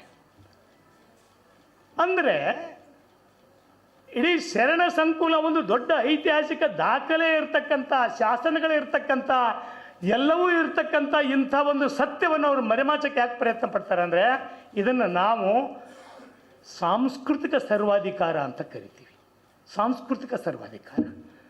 ಸೊ ಬಂಧುಗಳು, ಇವತ್ತು ಅಂಬೇಡ್ಕರ್ ಅವ್ರನ್ನಾಗಲಿ, ಬಸವಣ್ಣನವ್ರನ್ನಾಗಲಿ, ಬುದ್ಧ ಅವ್ರನ್ನಾಗಲಿ ನಾವು ಗಮನಿಸುವಾಗ ಇವೆಲ್ಲ ಚಳವಳಿಗಳು ಬುದ್ಧ ಗುಲಾಮರನ್ನು ಸಂಘಟನೆ ಮಾಡಿಕೊಂಡು ದೇವರಿಲ್ಲದ ಧರ್ಮವನ್ನು ಕಟ್ಟಿದರು. ಬುದ್ಧನ ಸಂಘಟನೆಯಲ್ಲಿ ಆರಂಭಿಕವಾಗಿ ಬಂದಿದ್ದು ಗುಲಾಮರು. ಅವರ ನೀತಿ ಒಂದೇನೆ, ಸಂಪತ್ತಿನ ಸಾಮಾಜೀಕರಣ. ಸಂಘದಲ್ಲಿ ಸಂಪತ್ತಿನ ನಿರಾಕರಣೆ ಇತ್ತು, ಬಟ್ ಸಮಾಜದಲ್ಲಿ ಸಂಪತ್ತಿನ ಸಾಮಾಜೀಕರಣ ಆಗಬೇಕು ಅನ್ನೋದು ಬುದ್ಧನ ಆಶೆ ಆಗಿತ್ತು. ಹಾಗೆಯೇ ಶರಣರ ಚಳವಳಿಯ ಉದ್ದೇಶ ಸಂಪತ್ತಿನ ಸಾಮಾಜೀಕರಣ, ಕಾಯಕ ಮತ್ತು ದಾಸೋಹ, ಉತ್ಪಾದನೆ ಮತ್ತು ವಿತರಣೆ. ಕಾಯಕ ಮತ್ತು ದಾಸೋಹ ಅಂದರೆ ಇದನ್ನು ಅರ್ಥಶಾಸ್ತ್ರೀಯ ಪರಿಕಲ್ಪನೆಯಲ್ಲಿ ತಗೊಳ್ಬೇಕು, ಉತ್ಪಾದನೆ ಮತ್ತು ವಿತರಣೆ. ಅವಾಗ ರಾಜ್ಯಶಾಸ್ತ್ರೀಯ ಹಿನ್ನೆಲೆಯಲ್ಲಿ ನೋಡಿದರೆ ಅವರು ಪ್ರಭುತ್ವವನ್ನು ಎದುರಿಸಿದರು. ಆನಿ ಬಿಜ್ಜಳಂಗಂಜುವೇನೆ ಅಯ್ಯ, ಹುಸಿ ಹಣ್ಣಾಗಿತ್ತು ಅರಸನಲ್ಲಿ. ನಿನ್ನೆ ಒಕ್ಕೊಂದವ್ರು ಮಾತಾಡ್ತಾ ಹೇಳಿದರು, ಎಷ್ಟು ವಚನಕಾರರಿಗೆ ಧೈರ್ಯ ಇತ್ತು ಅಂತಂದರೆ, ವಚನ ಸಾಹಿತ್ಯದಲ್ಲಿ ಅದನ್ನು ನೋಡಬೇಕು ಅಂದರೆ, ನೆಲನಾಳ್ಪನ ಹೆಣನೆಂದರೆ ಒಂದಡಕೆಗೂ ಕೊಂಬುವರಿಲ್ಲ. ಇಡೀ ನೆಲವನ್ನೇ ಆಳುವ ಮಹಾರಾಜನ ಹೆಣ ಅಂದರೆ ತಗೊಳ್ರಪ್ಪ, ಯಾರಾದರೂ ಒಂದು ಅಡಿಕೆ ಕೊಟ್ಟು ತಗೊಳ್ರು ಅಂದ್ರೆ ತಗೊಳ್ಳೋರು ಇಲ್ಲ. ಸೊ ಅಂಥ ಒಂದು ಪ್ರಭುತ್ವ ವಿರೋಧಿ ಈ ನೆಲ ಇದೆಯಲ್ಲ, ಈ ನೆಲ, ಈ ಕಲ್ಯಾಣ ಕ್ರಾಂತಿಯ ಈ ನೆಲ, ಇದು ಪರ್ಯಾಯಗಳನ್ನು ಕೊಟ್ಟಿದೆ ಮತ್ತು ಪ್ರತಿರೋಧದ ದಾರಿಗಳನ್ನು ತೋರಿಸಿದೆ. ಬುದ್ಧನ ಪ್ರತಿರೋಧ ಪರ್ಯಾಯದ ಮೂಲಕ ಇತ್ತು. ಬುದ್ಧ ರಾಜರ ಜೊತೆ ಸಂಘರ್ಷಕ್ಕೆ ಇಳಿಲಿಲ್ಲ. ಬುದ್ಧ ಒಂದು ಪರ್ಯಾಯ ಸಮಾಜವನ್ನು ತೋರಿಸಿದ, ಪರ್ಯಾಯ ಆರ್ಥಿಕತೆಯನ್ನು ತೋರಿಸಿದ, ದೇವರಿಲ್ಲದ ಒಂದು ಸಮಾಜವನ್ನು ತೋರಿಸಿದ. ಅದು ಪರ್ಯಾಯದ ಮೂಲಕನೇ ಅವರು ಪ್ರತಿರೋಧ ಆಗಿತ್ತು. ಬಸವಣ್ಣನವರು ಮತ್ತು ವಚನಕಾರರು ಅವರು ಪ್ರತಿರೋಧ ಇಲ್ಲದೇ ಪರ್ಯಾಯ ರೂಪಿಸೋಕ್ಕಾಗ್ತಾ ಇರಲಿಲ್ಲ. ಯಾಕೆ ಅಂತಂದರೆ ಬುದ್ಧನ ಕಾಲ ಗಣತಂತ್ರಗಳ ಮೇಲೆ ಸಾಮ್ರಾಜ್ಯಗಳು ದಾಳಿ ಮಾಡ್ತಕ್ಕಂಥ ಕಾಲ. ಸಾಮ್ರಾಜ್ಯಗಳು ಇರಲಿಲ್ಲ. ಆದರೆ ಈ ಮೌರ್ಯರು, ಗುಪ್ತರು ಇವರೆಲ್ಲ ಬಂದ ಮೇಲೆ ಆ ಬುಡಕಟ್ಟುಗಳ ಮೇಲೆ, ಬುದ್ಧನದು ಸಹಿತ ಒಂದು ಬುಡಕಟ್ಟೇನೆ, ಆ ಬುಡಕಟ್ಟುಗಳ ಮೇಲೆ ಅಲ್ಲಿರ್ತಕ್ಕಂಥ ಗಣತಂತ್ರ ಜನತಂತ್ರದ ಮೇಲೆ ಸಾಮ್ರಾಜ್ಯಶಾಹಿಗಳು ಮತ್ತು ಸಾಮ್ರಾಜ್ಯಗಳು ದಾಳಿ ಮಾಡ್ತಕ್ಕಂಥ ಕಾಲದಲ್ಲಿ ಬುದ್ಧ ಇದು ಅಲ್ಲ, ಇದು ಒಂದು ಪರ್ಯಾಯ ಈ ಥರ ಇದೆ ಅಂತ ಅವರು ತೋರಿಸಿದ್ರು. ಯಾಕಂದರೆ ಗಣತಂತ್ರವನ್ನು ಉಳಿಸಿಕೊಳ್ಳೋ ಪ್ರಯತ್ನ. ಆದರೆ 12ನೇ ಶತಮಾನಕ್ಕೆ ಬರೋದ್ರೊಳಗೇ ಇಡೀ ಗಣತಂತ್ರಗಳು ನಾಶ ಆಗಿ ಸರ್ವಾಧಿಕಾರ ಮಾತ್ರ ಅಲ್ಲ, ಸರ್ವಾಧಿಕಾರಿ ಮತ್ತು ಸರ್ವಾಧಿಕಾರಿಗಳ ನಡುವಿನ ಸಂಘರ್ಷ ಭಾಳ ತೀವ್ರವಾಗಿತ್ತು. ಬಿಜ್ಜಳನ ಇತಿಹಾಸ ನೋಡಿದರೆ ಗೊತ್ತಾಗ್ತದೆ, ಭಾಳ ಸಂಘರ್ಷ ಭಾಳ ತೀವ್ರವಾಗಿತ್ತು. ಸೊ ಅಂಥ ಸಂದರ್ಭದಲ್ಲಿ ಶರಣರು, ಬಸವಣ್ಣನವರ ಆದಿಯಾಗಿ ಶರಣರು ಪ್ರತಿರೋಧವನ್ನು ಮಾಡ್ತಾರೆ. ಯಾವುದಕ್ಕೆ ಪ್ರತಿರೋಧ? ಸೊ ಯಾಕೆ ಪ್ರತಿರೋಧವನ್ನು ಇವತ್ತು ನಾವು ಸ್ಮರಿಸಿಕೊಳ್ಬೇಕು ಅಂದರೆ, ಅವರು ನಂಬಿಕೆಗೆ ಪ್ರತಿರೋಧ ಮತ್ತು ಪರ್ಯಾಯ ನಂಬಿಕೆಗಳು, ಮೌಢ್ಯಗಳನ್ನು ವಿರೋಧ ಮಾಡಿದರು. ಎನ್ನ ಕಾಲದ ಕಂಬ ದೇಹವೇ ದೇಗುಲ ಶಿರವನ್ನ ಕಳಸವಯ್ಯ, ನನ್ನ ದೇಹವನ್ನೇ ದೇಗಲ ಮಾಡಿದರು. ಆ ದೇಗುಲಗಳನ್ನು ನಿರಾಕರಿಸಿದರು. ಕಾಯಕವನ್ನೇ ಕೈಲಾಸ ಅಂದರೆ ದೇವಸ್ಥಾನಗಳನ್ನು ನಿರಾಕರಿಸಿ, ಪುರೋಹಿತರನ್ನು ನಿರಾಕರಿಸಿ, ಆ ಪುರೋಹಿತರಿಂದ ಉಂಟಾಗ್ತಾ ಇರ್ತಕ್ಕಂಥ ಈ ವೈದಿಕ ಸಂಸ್ಕೃತಿಯನ್ನು ಅವರು ಎದುರಿಸಿ ನಿಂತರು. ಆವಾಗ ಅವರು ಧಾರ್ಮಿಕ ನಂಬಿಕೆಗಳಿಗೆ ಒಂದು ಪರ್ಯಾಯವನ್ನು ರೂಪಿಸಿದರು. ನಾವು ಜಗತ್ತಿನಲ್ಲಿ 2 ರೀತಿ ಚಿಂತನೆಗಳನ್ನು ನೋಡ್ತೀವಿ. ಒಂದು ಚೈತನ್ಯವಾದ, ಇನ್ನೊಂದು ವಾಸ್ತವವಾದ. ಚೈತನ್ಯವಾದ ಮತ್ತು ವಾಸ್ತವವಾದ. ಚೈತನ್ಯವಾದ ಅಂದರೆ ನಮಗೆ ಎಲ್ಲರಿಗೂ ಸಂಬಂಧಪಟ್ಟಿದ್ದು ಅಲ್ಲಿದೆ, ಅವನು ಹೆಂಗೆ ಹೇಳ್ತಾನೆ ಹಂಗೆ ಬದುಕೋದು ನಮ್ಮ ಜವಾಬ್ದಾರಿ ಅನ್ನೋದು ಒಂದು ಚೈತನ್ಯವಾದದ ಕಲ್ಪನೆ. ನನಗೆ ದುಃಖ ಆದರೆ, ಸಂಕಟ ಆದರೆ, ಶೋಷಣೆ ಆದರೆ ಅದು ಚೈತನ್ಯದ ಅವನ ಕೆಲಸ, ನಾನು ಅನುಭವಿಸ್ಬೇಕು, ಕರ್ಮ ಸಿದ್ಧಾಂತ ಇದು ಬಂತು. ಆದರೆ ವಾಸ್ತವವಾದ ಅನ್ನೋದು ಇಲ್ಲಿ ಮನುಷ್ಯನ ಸಂಬಂಧದ ನಡುವೆ ಈ ಸಂಬಂಧಗಳು ನೀತಿಗಳು ಹುಟ್ಟುಕೊಳ್ತವೆ, ಒಂದು ಸಮಾಜ ನಿರ್ಮಾಣ ಆಗ್ತದೆ. ನನ್ನ ನೋವಿಗೆ, ದುಃಖಕ್ಕೆ, ಸಂಕಟಕ್ಕೆ, ಅತ್ಯಾಚಾರ, ಅನ್ಯಾಯಕ್ಕೆ ಎಲ್ಲದಕ್ಕೂ ಮಾನವ ಸಮಾಜನೇ ಕಾರಣ. ಅದಕ್ಕಾಗಿ ಈ ಮಾನವ ಸಮಾಜವನ್ನು ಬದಲಾವಣೆ ಮಾಡಬೇಕು. ಮಾನವ ಸಮಾಜ ಕಾರಣ ಅಂತ ಗೊತ್ತಾದರೆ ಅದನ್ನು ಬದಲಾವಣೆ ಮಾಡಬೇಕು ಅಂತ ಆಗ್ತದೆ. ಇಲ್ಲ ಎಲ್ಲ ಅವನದೇ ಕೆಲಸ ಅಂದರೆ ನಾವು ಪ್ರಯತ್ನ ಏನು ಮಾಡ್ತೀವಿ? ಸೊ ಅದಕ್ಕಾಗಿ ಶರಣರು ಕೊಟ್ಟಿರ್ತಕ್ಕಂಥ ಈ ಪರ್ಯಾಯ ಇದೆಯಲ್ಲ, ಶರಣರು ಚಿಂತನೆಯಲ್ಲಿ ಕೂಡಲ ಸಂಗಮ. ಆದರೆ ಕೂಡಲ ಸಂಗಮ ಮೂರ್ತ ರೂಪದ ದೇವರಲ್ಲ, ಒಬ್ಬೊಬ್ಬರಿಗೆ ಒಂದೊಂದು ರೀತಿಯಲ್ಲಿದ್ದಾನೆ. ಸೊ ಅವಾಗ ಇರ್ತಕ್ಕಂಥ ಈ ವೈದಿಕರು ಕೊಟ್ಟಿರ್ತಕ್ಕಂಥ, ಆಗಮಿಕರು ಕೊಟ್ಟಿರ್ತಕ್ಕಂಥ 10 ತಲೆ, 1 ಕೈ, 6 ತಲೆ, 6 ಕೈ, ಖಡ್ಗ, ಕುದುರೆ, ಸಿಂಹ ಹತ್ತಿರ್ತಕ್ಕಂಥ ಯಾವ ದೇವರು ಆ ವಚನಗಳಲ್ಲಿ ಇಲ್ಲ. ಸೊ ಇಂಥ ಒಂದು ಪರ್ಯಾಯವನ್ನು ಕೊಟ್ಟಿರ್ತಕ್ಕಂಥ ಅವರು ಇನ್ನೂ ಭಾಳ ದೊಡ್ಡ ಪರ್ಯಾಯ. ನಮ್ಮಲ್ಲಿ ಭಾಳ ಜನ ಮಠಾಧಿಪತಿಗಳು ಹೇಳ್ತಾರೆ, ನಾನು ಯಾವಾಗಲೂ ಹೇಳ್ತಾ ಇರ್ತೀನಿ, ಶಾಕಾಹಾರಿ ಮಾಂಸಾಹಾರಿ ವಚನಗಳು ಅಂತ. ಶಾಕಾಹಾರಿ ವಚನಗಳಂದರೆ ಕಳಬೇಡ, ಕೊಲ್ಲಬೇಡ, ಹುಸಿಯನ್ನು ನುಡಿಯಲು ಬೇಡ. ಎಲ್ಲ ಮಠಾಧಿಪತಿಗಳು ಹೇಳ್ತಾರೆ, ಅವರೇ ಇದನ್ನು ಮಾಡ್ತಾ ಇದ್ದಾರೆ. ರಾಜಕಾರಣಿಗಳು ಹೇಳ್ತಾರೆ, ಬಸವಣ್ಣನ ವೇದಿಕೆ ಕರೆದ್ರೆ ಕಳಬೇಡ, ಕೊಲ್ಲಬೇಡ. ಸೊ ಎಷ್ಟು ಗುಂಜಾಗಿದೆ. ಒಬ್ಬನಾದರೂ ಮಠಾಧಿಪತಿ ವೇದಕ್ಕೆ ವರೆಯ ಕಟ್ಟುವೆ ಅಂತ ಹೇಳಿದ್ನ. ವೇದಕ್ಕೆ ವರೆಯ ಕಟ್ಟುವೆ ಇದು ವೈದಿಕ ಚಿಂತನೆಗೆ ಒಂದು ದೊಡ್ಡ ಪ್ರತಿರೋಧ. ಇದು ವೇದಕ್ಕೆ ವರೆಯ ಕಟ್ಟುವೆ. ಆಮೇಲೆ ಹೇಳ್ತಾನೆ, ಶಾಸ್ತ್ರಕ್ಕೆ ಏನು ಶಿಕ್ಷೆ ಕೊಡ್ತೀನಿ, ಆಗಮಕ್ಕೆ ಏನು ಶಿಕ್ಷೆ ಕೊಡ್ತೀನಿ ಅಂತ ಹೇಳಿ ವೇದಕ್ಕೆ ವರೆಯ ಕಟ್ಟುವೆ ಮೊದಲನೇ ಸಾಲ. ಆದರೆ ಅದರ ಕೊನೆ ಸಾಲ ಏನಿದೆ ಅಂತಂದರೆ, ಮಾದಾರ ಚೆನ್ನಯ್ಯ ಮನೆಯ ಮಗನಾನಯ್ಯ. ಅಂದರೆ ಅಸ್ಪೃಶ್ಯನ ಕೆಳ ಹಂತದಲ್ಲಿರ್ತಕ್ಕಂಥ ಯಾರನ್ನು ನೀವು ಅಸ್ಪೃಶ್ಯನಾಗಿ ಮಾಡಿಟ್ಟಿದ್ದೀರಿ ಅಂಥವನ ಮೂಲಕ, ಯಾವ ಚಾತುರ್ವರ್ಣ, ಮನುಸ್ಮೃತಿ, ವೈದಿಕ ಸಂಸ್ಕೃತಿ ಮೂಲಕ ನೀವು ಅವನನ್ನು ತೆಳಗಿಟ್ಟಿದ್ದೀರಿ, ಅವನ ಮೂಲಕನೇ ನಾನು ನಿಮ್ಮ ಮೂಗು ಕೊಯ್ಯುತ್ತೇನೆ, ವೇದಗಳನ್ನು ನಾನು ಪ್ರಶ್ನಿಸುತ್ತೆ ಅಂತ ಹೇಳ್ತಾನಲ್ಲ. ಇದು ಅದ್ಭುತವಾಗಿರ್ತಕ್ಕಂಥ ಸಾಹಿತ್ಯ ಆ ಕಾಲದಲ್ಲಿ ಬಂದಿತ್ತು. ಆ ಕಾರಣಕ್ಕಾಗಿಯೇ ಇವತ್ತಿನ ಪೋಸ್ಟ್ ಮಾಡರ್ನಿಸ್ಟ್ ಥಿಯರಟಿಷನ್ಸ್ ಹೇಳ್ತಾರೆ, ಮತ್ತು ಮೂಗು ಕೊಯ್ದಾಗಿ ಇದ್ಗಿದಾರೋ ಅದಕ್ಕಾಗಿ ಬಸವಣ್ಣ ಇಲ್ಲಿ ಇರಲೇ ಇಲ್ಲ. ಕಲ್ಯಾಣ ಕ್ರಾಂತಿ ಹಾಗೇ ಇಲ್ಲ, ಜಾತಿ ವ್ಯವಸ್ಥೆ ಇರಲೇ ಇಲ್ಲ. ಇಂಥ ಥಿಯರಿಗಳನ್ನು ಹುಟ್ಟಾಕ್ತಾ ಇದ್ದಾರೆ. ಜಾತಿ ವ್ಯವಸ್ಥೆಗಳು ಇರಲೇ ಇಲ್ಲ, ಬ್ರಿಟಿಷರು ಬಂದ ಮೇಲೆ ಜಾತಿ ವ್ಯವಸ್ಥೆಗಳು ಬಂತು ಅಂತ ಹೇಳ್ತಾರಲ್ಲ. ಹಾಗಾದರೆ ಮನುಸ್ಮೃತಿ ಬ್ರಿಟಿಷರು ಬರೆದ್ರ ಅಥವಾ ಭಾರತೀಯರು ಬರೆದ್ರ? ಮನುಸ್ಮೃತಿಯನ್ನು ಬ್ರಿಟಿಷರು ಬರೆದ, ಭಾರತೀಯರು ಬರೆದ್ರ? ಮನುಸ್ಮೃತಿ 8ನೇ ಅಧ್ಯಾಯ ಭಾಳ ಸ್ಪಷ್ಟವಾಗಿ ಹೇಳ್ತದೆ ಯಾರ್ಯಾರಿಗೆ ಏನೇನು ಶಿಕ್ಷೆ ಕೊಡಬೇಕು. ಒಬ್ಬ ಕೆಳಜಾತಿಯವನು ಮೇಲ್ಜಾತಿಯ ಕನ್ಯೆಯನ್ನು ಅಪಹರಣ ಮಾಡಿದರೆ ಅಥವಾ ಮದುವೆ ಆದರೆ ಅವನು ತಲೆ ತೆಗಿಬೇಕು. ಮೇಲ್ಜಾತಿಯವನಿಗೆ ಕೆಳಜಾತಿ ಮದುವೆ ಆದರೆ ಅವನಿಗೆ ತಲೆ ಬೋಳಿಸಿ ಶಿಕ್ಷೆ ಕೊಡಬೇಕು. ಮೇಲ್ಜಾತಿಯವನಿಗೆ ತಲೆ ಬೋಳಿಸ್ಬೇಕು, ಕೆಳಜಾತಿಯವನಿಗೆ ತಲೆ ತೆಗಿಬೇಕು. ಸೊ ಈ ಒಂದು ತಾರತಮ್ಯ ಇರತಕ್ಕಂಥ ಜಾತಿ ವ್ಯವಸ್ಥೆಯನ್ನು ನೀವು ಅವತ್ತು ತಂದಿರಲ್ಲ. ಇದು ಒಂದು ದೊಡ್ಡ ಪ್ರತಿರೋಧವನ್ನು ಕೊಟ್ಟರು. ಬುದ್ಧ ಪರ್ಯಾಯವನ್ನು ಕೊಟ್ಟರು, ವಚನಕಾರರು ಒಂದು ಪ್ರತಿರೋಧವನ್ನು ಕೊಟ್ಟರು. ಅಂಬೇಡ್ಕರ್ ಅವರು ಬಂದ ಮೇಲೆ, ಅಂಬೇಡ್ಕರ್ ಅವರು ನಮ್ಮ ಸಂವಿಧಾನ ಬರೆಯೋಕ್ಕಿಂತ ಮುಂಚೆ ತಾವೆಲ್ಲ ಗಮನಿಸಿರ್ತೀರಿ, ಸ್ಟೇಟ್ಸ್ ಆ್ಯಂಡ್ ಮೈನಾರಿಟಿ ಒಳಗೆ ಆ ಕೃತಿ ಒಳಗೆ ಅವ್ರು ಹೇಳ್ತಾರೆ, ಈ ದೇಶದ ಸಂಪತ್ತು, ಇನ್ನೂ ಅವರು ಸಂವಿಧಾನ ಸಮಿತಿ ಅಧ್ಯಕ್ಷ ಆಗಿರಲಿಲ್ಲ. ಆವಾಗ ಸಂವಿಧಾನ ಸಮಿತಿ ಮುಂದೆ ಒಂದು ಮನವಿ ಕೊಡ್ತಾರೆ ಅಂಬೇಡ್ಕರ್ ಅವರು. ಅದರೊಳಗೆ ಅವ್ರು ಹೇಳ್ತಾರೆ 10 ಅಂಶಗಳನ್ನು ಹೇಳ್ತಾರೆ. ಈ ದೇಶದ ಭೂಮಿ ರಾಷ್ಟ್ರೀಕರಣ ಆಗಬೇಕು. ಆಗಲೇ ಒಂದು ಗೋಷ್ಠಿಯಲ್ಲಿ ನಮ್ಮ ಹಿರಿಯರು ಹೇಳಿದರು, ದೇಶದ ಭೂಮಿ ರಾಷ್ಟ್ರೀಕರಣ ಆಗಬೇಕು. ರಾಷ್ಟ್ರೀಕರಣ ಅಂದರೆ ಭೂಮಾಲೀಕರಿಗೆ ದುಡ್ಡನ್ನು ಕೊಟ್ಟು ಆ ಭೂಮಿನ ತೊಗೊಂಡು ಅದನ್ನು ಎಲ್ಲರಿಗೂ ಉಳುಮೆ ಕೊಡಬೇಕು, ಸಾಮೂಹಿಕ ಉಳುಮೆ. ಎರಡನೇದು, ಎಲ್ಲ ಬೃಹತ್ ಕೈಗಾರಿಕೆಗಳು ರಾಷ್ಟ್ರೀಕರಣ ಆಗಬೇಕು. ಬ್ಯಾಂಕ್, ಇನ್ಶೂರೆನ್ಸ್, ದೊಡ್ಡ ದೊಡ್ಡ ಕೈಗಾರಿಕೆಗಳು ರಾಷ್ಟ್ರೀಕರಣ ಆಗಬೇಕು.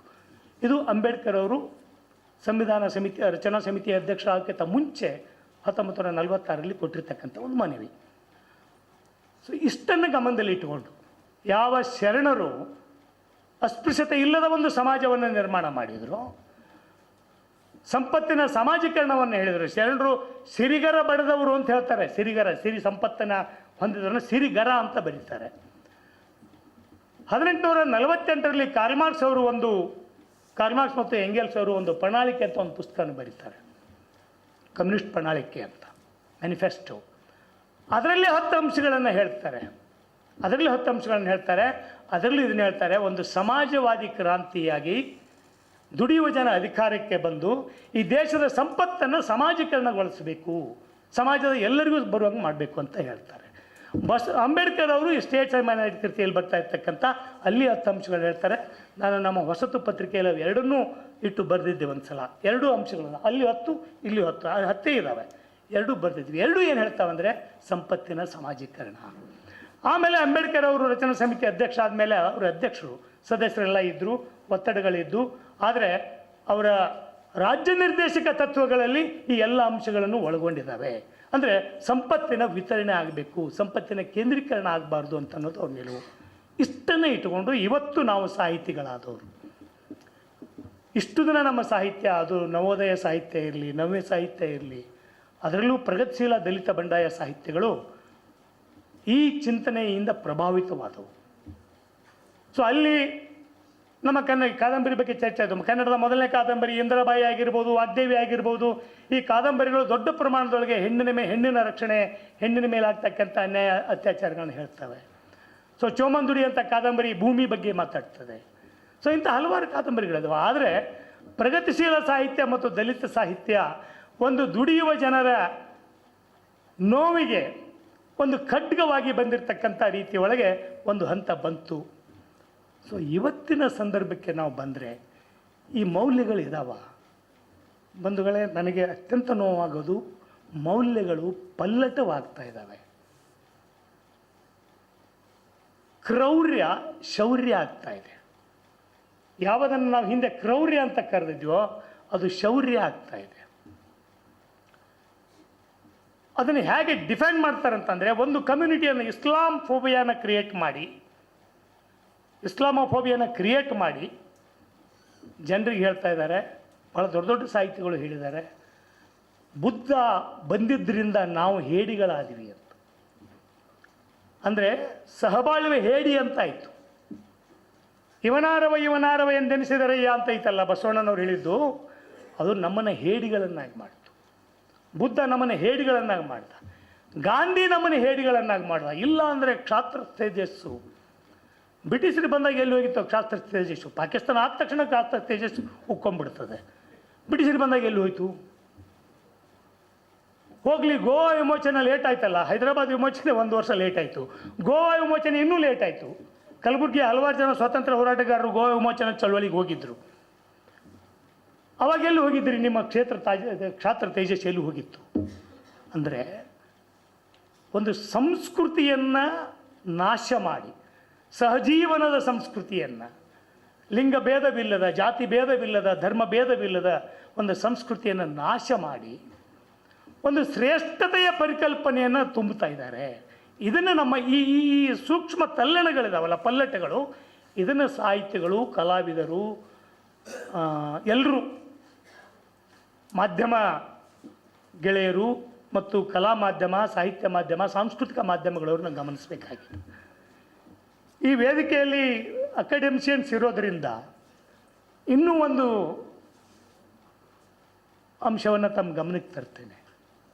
ತಾವು ವಿಶ್ವವಿದ್ಯಾಲಯದವರು ಆಲೋಚನೆ ಮಾಡಬೇಕು. ಜನಪದ ಗೋಷ್ಠಿಯಲ್ಲಿ ಮಾತನಾಡಿದ್ರಿ. ನಾವು ಜನಪದ ಸಾಹಿತ್ಯವನ್ನು ಶ್ರೇಷ್ಠ ಸಾಹಿತ್ಯ ಅಂತೇವೆ, ಅದರ ಬಗ್ಗೆ ಎರಡನೇ ಮಾತಿಲ್ಲ. ಜನಪದದ ಗತ್ತು, ನುಡಿ, ಕುಣಿತ, ಆ ತಾಕತ್ತು, ಆ ಶಕ್ತಿ, ಆ ಧ್ವನಿ, ಕಂಠಸಿರಿ ಇದೆಲ್ಲವೂ ಓಕೆ. ಆದರೆ ನಮ್ಮ ದೊಡ್ಡಾಟಗಳನ್ನು ಮೊನ್ನೆ ಅಧ್ಯಯನ ಮಾಡಿದೆ. ನಾನು ಒಂದು ಕಾರ್ಯಕ್ರಮಕ್ಕೆ ಹೋಗಬೇಕಾಗಿತ್ತು. ದೊಡ್ಡಾಟಗಳನ್ನು ಅಧ್ಯಯನ ಮಾಡಿದಾಗ ದೊಡ್ಡಾಟಗಳಾಗಲಿ, ಬಯಲಾಟಗಳಾಗಲಿ, ಪುರಾಣಗಳಾಗಲಿ, ಇವು ಎಲ್ಲವನ್ನು, ಈ ದೊಡ್ಡಾಟಗಳನ್ನು ಮಾಡೋದು ಶೂದ್ರರು ಮತ್ತು ದಲಿತರು, ದೊಡ್ಡಾಟಗಳು ಮಾಡೋದು ಶೂದ್ರರು ಮತ್ತು ದಲಿತರು. ಇವರೆಲ್ಲರೂ ಯಾವ ಮೆಸೇಜನ್ನು ಆ ನಾಟಕಗಳ ಮೂಲಕ ತೊಗೊಂಡು ಹೋಗ್ತಾ ಇದ್ದಾರೆ? ಆ ಜಾನಪದ ಪ್ರಕಾರದ ಮೂಲಕ ಯಾವ ಮೆಸೇಜನ್ನು ತೊಗೊಂಡು ಹೋಗ್ತಾ ಇದ್ದಾರೆ?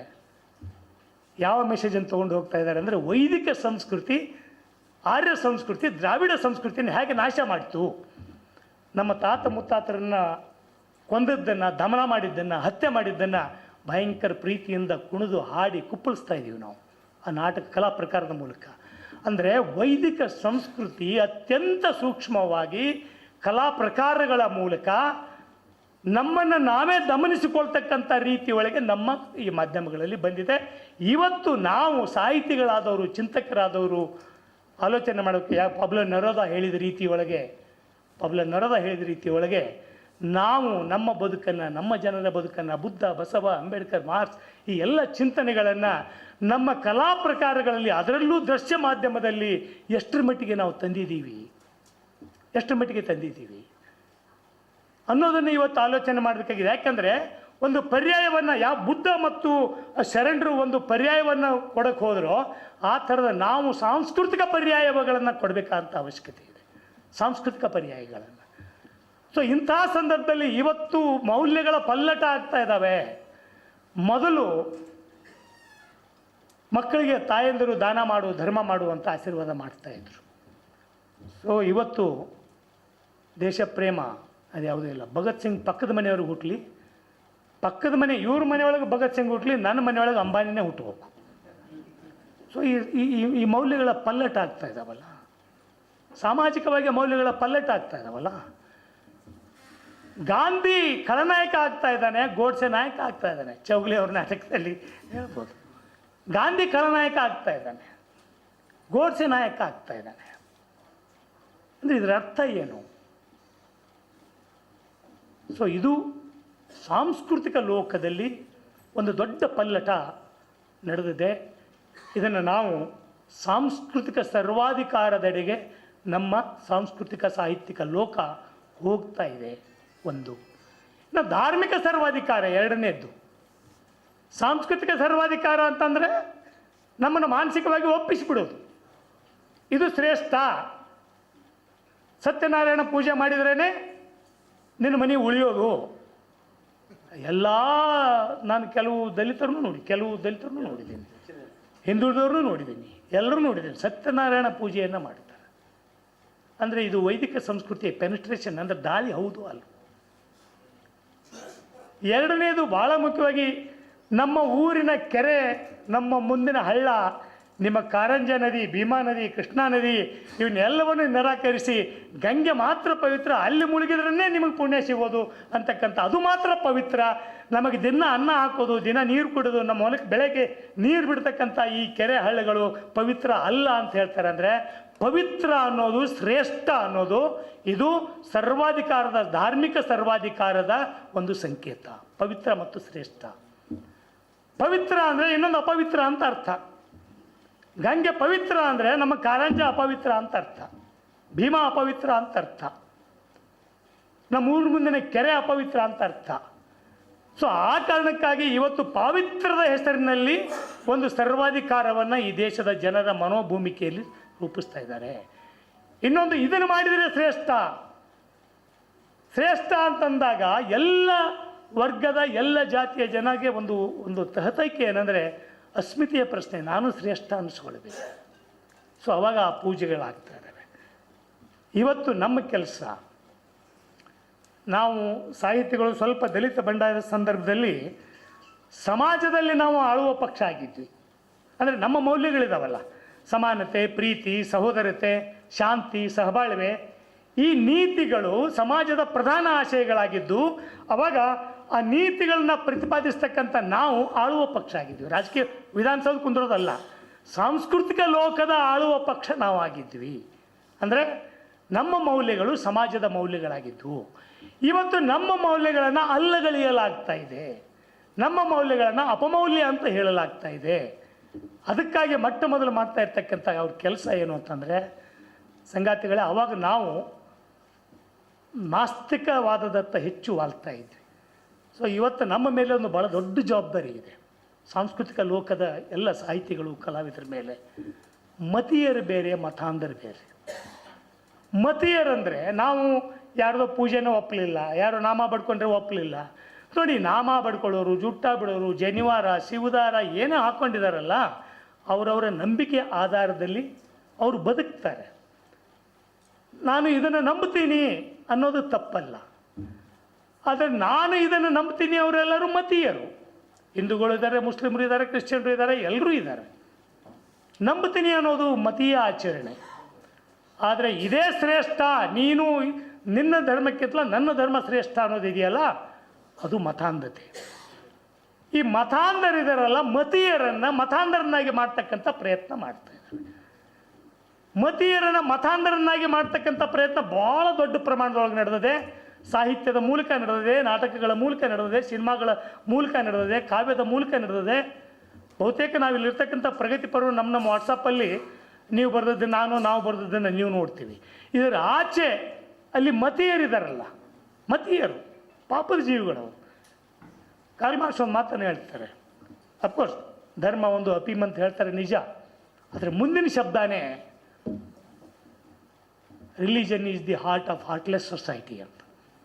ಹೃದಯಹೀನ ಜಗತ್ತಿನ ಹೃದಯ ಅಂದರೆ ಯಾವ ಸಮಾಜದಲ್ಲಿ ಸಂಘಟನೆಗಳಿಲ್ವೋ, ರೈತ ಚಳವಳಿಗಳು, ಕಾರ್ಮಿಕ ಚಳವಳಿಗಳು, ದಲಿತ ಚಳವಳಿಗಳು ಚಿತ್ರ ಆಗಿರ್ತಕ್ಕಂಥ ಇವತ್ತಿನ ಸಂದರ್ಭದಲ್ಲಿ ಮನುಷ್ಯ ಅನಿವಾರ್ಯವಾಗಿ ತನ್ನ ಅಸ್ತಿತ್ವಕ್ಕೆ, ತನ್ನ ಸಮಸ್ಯೆಗಳಿಗೆ ಅವನು ನೋಡೋದು ದೇವರನ್ನು ಅಥವಾ ಧರ್ಮವನ್ನು ಅಥವಾ ಜಾತಿಯನ್ನು. ಅದಕ್ಕಾಗಿಯೇ ಪುಣ್ಯ ಸ್ಥಾನಕ್ಕೆ ಅಲ್ಲಿ ಹೋಗ್ತಾ ಇದ್ದಾರೆ ಏನಾರು ಮಾಡಿ. ಯಾಕಂದ್ರೆ ಅವ್ನಿಗೆ ಗೊತ್ತಿಲ್ಲ, ಒಂದು ಚಳವಳಿಯ ಮೂಲಕ, ಹಕ್ಕಿನ ಮೂಲಕ, ಸಂವಿಧಾನದ ಆರ್ಟಿಕಲ್ 14ರಿಂದ 52ವರೆಗೆ ಕೊಟ್ಟಿರ್ತಕ್ಕಂಥ ಹಕ್ಕುಗಳಿದಾವಲ್ಲ, ಈ ಹಕ್ಕುಗಳ ಮೂಲಕ ನಾನು ನೆಮ್ಮದಿಯ ಜೀವನವನ್ನು ಪಡಿಬೋದು ಅಂತಕ್ಕಂಥ ತಿಳುವಳಿಕೆ ಅವನಿಗಿಲ್ಲ. ಅದಕ್ಕಾಗಿ ಅವನು ಆ ನಂಬಿಕೆಗಳಿಗೆ ಬಲಿಯಾಗ್ತಾ ಇದ್ದಾನೆ. ಸೊ ನಮ್ಮ ದೊಡ್ಡ ಜವಾಬ್ದಾರಿ ಏನಂದರೆ, ಈ ಮತೀಯರು ಮತಾಂಧರಾಗದೇ ಇರುವ ಹಾಗೆ ನೋಡ್ಕೋಬೇಕು. ಮತೀಯರು ಮತಾಂಧರಾಗದ ಹಾಗೆ ನೋಡ್ಕೋಬೇಕು. ಮತ್ತು ಅವರು ಸಾಧ್ಯವಾದಷ್ಟು ಜಾತ್ಯತೀತರಾಗ್ತಕ್ಕಂಥ ಜಾತ್ಯತೀತವಾಗೇ ಇದ್ದಾರೆ. ಕೊನೆಯದಾಗಿ ಅಂತಿಮವಾಗಿ ಒಂದು ಮಾತನ್ನು ಹೇಳ್ತೇನೆ, ಇದು ಧಾರ್ಮಿಕ ಸರ್ವಾಧಿಕಾರ, ಸಾಂಸ್ಕೃತಿಕ ಸರ್ವಾಧಿಕಾರ, ಅಂತಿಮವಾಗಿ ಬಂದಿರೋದು ಆರ್ಥಿಕ ಸರ್ವಾಧಿಕಾರ. ಗ್ಲೋಬಲೈಜೇಷನ್ ಬಂದ ಮೇಲೆ ನಾವು ಯಾರೂ ಈ ದೇಶದ ಪ್ರಜೆಗಳಲ್ಲ, ನಾವು ಎಲ್ಲರೂ ಗ್ರಾಹಕರು ಮಾತ್ರ, ಕನ್ಸ್ಯೂಮರ್ಸ್. ಉತ್ತರ ಕರ್ನಾಟಕ ಭಾಷೆಯಲ್ಲಿ ಗಿರಾಕಿಗಳು ಅಂತ ಕರೀತಾರೆ. ನಾವೆಲ್ಲರೂ ಗಿರಾಕಿಗಳು, ಪ್ರಜೆಗಳಲ್ಲ. ಯಾವನಿಗೆ ಕೊಳ್ಳುವ ಶಕ್ತಿ ಇದೆಯೋ ಅವನು ಪ್ರಜೆ, ಯಾವನಿಗೆ ಕೊಳ್ಳುವ ಶಕ್ತಿ ಇಲ್ವೋ ಅವನಿಗಿಲ್ಲ. ಸೊ ಕೊಳ್ಳುವ ಶಕ್ತಿ ಇರೋವನಿಗೆ ಏನು ಮಾಡ್ತಾ ಇದ್ದಾರೆ, ಇವತ್ತು ಬಂಡವಾಳಕ್ಕೆ ರಾಯಭಾರಿಗಳಿದ್ದಾರೆ. ನೋಡಿ, ನಾನು ದಲಿತ ಚಳವಳಿ ಆಗಲಿ, ರೈತ ಚಳವಳಿ ಆಗಲಿ, ಕಾರ್ಮಿಕ ಚಳವಳಿ ಆಗಲಿ, ಆ ಸಾಹಿತ್ಯದಲ್ಲಿ ರೈತರ ಕುರಿತು, ದಲಿತರ ಕುರಿತು, ಕಾರ್ಮಿಕರ ಕುರಿತು ಬರೆದಿರ್ತಕ್ಕಂಥ ಸಾಹಿತಿಗಳು ಬೆವರಿನ ರಾಯಭಾರಿಗಳು. ಆದರೆ ಇವತ್ತು ಬೆವರಿಗೆ ರಾಯಭಾರಿಗಳಿಲ್ಲ, ಬಂಡವಾಳಕ್ಕೆ ರಾಯಭಾರಿಗಳಿದ್ದಾರೆ. ಆರ್ಥಿಕ ಸರ್ವಾಧಿಕಾರ, ಅವನ್ಯಾವನೋ ಸಚಿನ್ ತೆಂಡೂಲ್ಕರ್ ಅವ್ರು ಯಾರೋ ಬರ್ತಾರೆ, ಬಂದು ಒಂದು 6 ಹೊಡಿತಾರೆ ಟಿ ವಿ ಒಳಗೆ ಜಾಹೀರಾತು. 6 ಹೊಡೆದ ತಕ್ಷಣ ಒಂದು ಹುಡುಗಿ ಬಂದು ಕೇಳ್ತಾಳೆ, ಇಷ್ಟು ತಾಕತ್ತು ನಿನಗೆ ಎಲ್ಲಿಂದ ಬಂತು? ಅವನು ಹೇಳ್ತಾನೆ, ಬೂಸ್ಟ್ ಕುಡಿಯೋದ್ರಿಂದ ಬಂತು. ಬೂಸ್ಟ್ ಅನ್ನೋದು ಒಂದು ಮಲ್ಟಿನ್ಯಾಷನಲ್ ಕಂಪ್ನಿ, ನಮ್ಮ ದೇಶದ್ದಲ್ಲ. ಒಬ್ಬನಾದರೆ ಎಳನೀರು ಕುಡಿಯೋದ್ರಿಂದ ಬಂತು, ರಾಗಿ ಗಂಜಿ ಕುಡಿಯೋದ್ರಿಂದ ಬಂತು, ಹುಳ್ಳಿ ಗಂಜಿಯಿಂದ ಕುಡಿಯೋದ್ರಿಂದ ಬಂತು ಅಂತ ಹೇಳಿದಾನ? ಅಂದರೆ ನಮ್ಮ ಸಾಂಸ್ಕೃತಿಕ ವಲಯ, ನಮ್ಮ ಸಾಂಸ್ಕೃತಿಕ ಜಗತ್ತು ಬಂಡವಾಳಕ್ಕೆ ರಾಯಭಾರಿ ಆಗ್ತಾ ಇದೆ ಹೊರತು ಬೆವರಿಗೆ ರಾಯಭಾರಿ ಆಗ್ತಾ ಇಲ್ಲ. ಅದಕ್ಕಾಗಿ ರೊಟ್ಟಿ ತಿನ್ನೋನು ಅನಾಗರಿಕ, ಪಿಜ್ಜಾ ತಿನ್ನೋನು ನಾಗರಿಕ. ಸೊ ಈ ಥರದ ಒಂದು ಕೀಳರಿಮೆಗೆ ನನ್ನ ದೇಶವನ್ನು ತೊಗೊಂಬರ್ತಾ ಇದೆ, ನಮ್ಮ ಜನರನ್ನು ತೊಗೊಂಬರ್ತಾ ಇದೆ. ಬಂಧುಗಳೇ, ಇಂಥ ಸಂದರ್ಭದಲ್ಲಿ ಇದು ಸಂಪೂರ್ಣವಾಗಿ ಇದನ್ನು ಸ್ಟ್ರಕ್ಚರಲ್ ಚೇಂಜ್ ಅಂತ ಕರಿತೀನಿ ನಾನು. ಸ್ಟ್ರಕ್ಚರಲ್ ಚೇಂಜ್, ಮಾನವ ಸಮಾಜ ಹಲವಾರು ಸ್ಟ್ರಕ್ಚರಲ್ ಚೇಂಜ್ ಅಂತ ಕಂಡಿತು. ಒಂದು ಆದಿಮಾನವ ಗುಂಪು ಜೀವನ, ಆಮೇಲೆ ಕೃಷಿ ವ್ಯವಸ್ಥೆ, ಕೈಗಾರಿಕಾ ವ್ಯವಸ್ಥೆ. ಸೊ ಇವತ್ತು ಈ ಹೊಸ ರೀತಿಯ ಕೈಗಾರಿಕಾ ವ್ಯವಸ್ಥೆ ಏನು ಬರ್ತಾ ಇದೆ, ತಂತ್ರಜ್ಞಾನ, ನಾವೆಲ್ಲರೂ ಗಮನಿಸೋಣ. ಈ ತಂತ್ರಜ್ಞಾನ ಮಾನವನನ್ನು ದುಡಿಮೆಯಿಂದ ಹೊರಗಿಡ್ತಾ ಇದೆ. ಯಂತ್ರಗಳು ದುಡಿತವೆ, ಮಾನವ ಸಂಪನ್ಮೂಲ ದುಡಿಮೆಯಿಂದ ಹೊರಗೆ ಹೋಗ್ತಾ ಇದೆ. ಕಾರ್ಪೊರೇಟ್ ಅಗ್ರಿಕಲ್ಚರ್ ಬರ್ತಾ ಇದೆ, ಇಂಡಸ್ಟ್ರಿಗಳಲ್ಲಿ ರೋಬೋಟ್ಗಳು ಬರ್ತಾ ಇದ್ದಾವೆ. ಅಂದರೆ ಇವತ್ತು ಸಂಪೂರ್ಣವಾಗಿ ಆ ಕೈಗಾರಿಕೋದ್ಯಮಕ್ಕೆ ಬೆಂಬಲ ಇದೆ. ಪ್ರಭುತ್ವಗಳು ಅದನ್ನೇ ಮಾಡ್ತಾ ಇದ್ದಾವೆ. ಇವತ್ತು ನಾವು ಆರಿಸಿ ಕಳಿಸಿದ ಪ್ರಧಾನಿಗಳು ನಮ್ಮನ್ನು ಆಳ್ತಾ ಇಲ್ಲ, ಅಂಬಾನಿ ಅದಾನಿ ಪಾರ್ಲಿಮೆಂಟನ್ನು ನಿಯಂತ್ರಣ ಮಾಡ್ತಾ ಇದ್ದಾರೆ. ಸೊ ಇಂಥ ಈ ಪಲ್ಲಟ ಇದೆಯಲ್ಲ, ಈ ತಳಪಾಯದ ಪಲ್ಲಟ ಇದು. ಈ ತಳಪಾಯದ ಪಲ್ಲಟಗಳು ಗುರುತಾಗಬಾರ್ದು ಅಂತಲೇ ಸೂಪರ್ ಸ್ಟ್ರಕ್ಚರ್ನಲ್ಲಿರ್ತಕ್ಕಂಥ ಕಲ್ಚರನ್ನು ಗೊಂದಲ ಮಾಡ್ತಾ ಇದ್ದಾರೆ. ಇದನ್ನು ನಾವು ಅರ್ಥ ಮಾಡಿಕೊಂಡು ನಮ್ಮ ಜನರಿಗೆ ನಮ್ಮ ಕಲಾ ಮಾಧ್ಯಮಗಳ ಮೂಲಕ ಹೇಳೋದು ದೊಡ್ಡ ಜವಾಬ್ದಾರಿ ನಮ್ಮದು ಅಂತ ಎಲ್ಲ ಚಿಂತನೆಗಳು ನಿನ್ನೆಯಿಂದ ಬಂದಿದ್ದಾವೆ. ಮತ್ತಷ್ಟು ವಿಶೇಷ ವಿಡಿಯೋಗಳನ್ನು ನೋಡಲು ಮತ್ತು ಹೊಸ ವಿಡಿಯೋಗಳ ಬಗ್ಗೆ ತಿಳಿಯಲು ಈ ದಿನ .com ಯೂಟ್ಯೂಬ್ ಚಾನೆಲ್ ಸಬ್ಸ್ಕ್ರೈಬ್ ಮಾಡಿ ಮತ್ತು ಬೆಲ್ ಐಕಾನ್ ಕ್ಲಿಕ್ ಮಾಡಿ.